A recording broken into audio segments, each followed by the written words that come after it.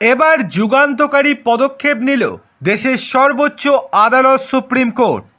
তৃণমূলের যে বারবারন্ত বা রাজ্য সরকারের যে বারবারন্ত সুপ্রিম কোর্টে সেই ডানা ছেটে দিল এবার সুপ্রিম কোর্ট। কি হয়েছে চলুন দেখে নেওয়া যাক। পুরনো মামলা নতুন করে খোলানো, আগের রায় বদলে দেওয়ার প্রবণতা, তা নিয়ে এবার মুখ খুলল এবং পদক্ষেপ নিল সুপ্রিম কোর্ট। দেশের সর্বোচ্চ আদালত জানিয়েছে মামলাকারীদের মধ্যে কোনো মামলার পূর্ববর্তী রায় বাতিল করা এবং তার জন্য পরবর্তী বেঞ্চের কাছে সেই মর্মে আবেদন জানানোর প্রবণতা যেভাবে বাড়ছে তা নিন্দনীয়।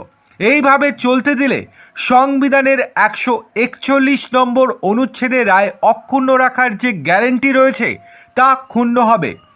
এই দিন বিচারপতি দীপঙ্কর দত্ত এবং অগাস্টিন জর্জ মোসিয়ার বেঞ্চ এই মন্তব্য করেন।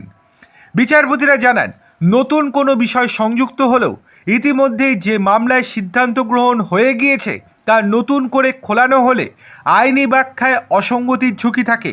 সুপ্রিম কোর্টের সিদ্ধান্ত গ্রহণের যে বিশেষ ক্ষমতা রয়েছে তা দুর্বল হয়ে যায়।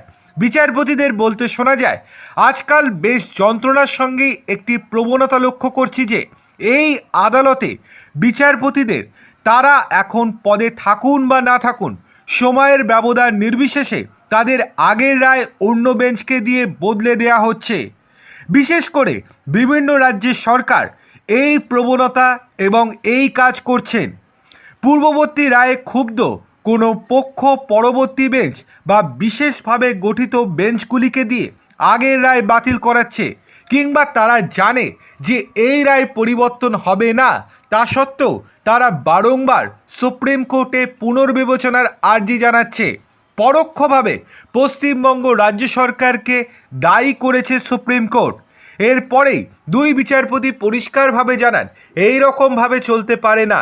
এতে দেশের আইন ব্যবস্থা সম্পূর্ণরূপে ভেঙে পড়বে, মানুষের আইনের প্রতি ভরসা উঠে যাবে, আর একটা মামলার দীর্ঘসূত্রিতা হতে থাকবে।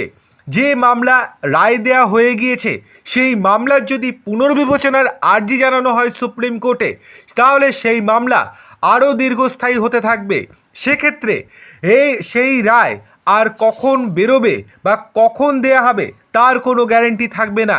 এতে করে মানুষের বা জনসাধারণের আইনের প্রতি বা দেশের সর্বোচ্চ আদালতের প্রতি ভরসা সম্পূর্ণ উঠে যাবে। এটা সম্পূর্ণ অন্যায় একটি কাজ। এই জন্য আমরা জানাচ্ছি, এই রকম আবেদন যাতে না করেন কোনো রাজ্যের সরকার বা কোনো আবেদনকারী, সেটা যেন এবার থেকে মেনে চলা হয়। আপনি কি সুপ্রিম কোর্টের এই রায়ের সঙ্গে সহমত পোষণ করছেন? যদি করেন অবশ্যই লাইক এবং কমেন্ট করতে ভুলবেন না, আর চ্যানেলটিকে অবশ্যই সাবস্ক্রাইব করবেন।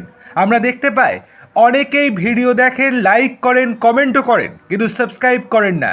তাদেরকে বিনীত অনুরোধ, অবশ্যই চ্যানেলটিকে সাবস্ক্রাইব করবেন।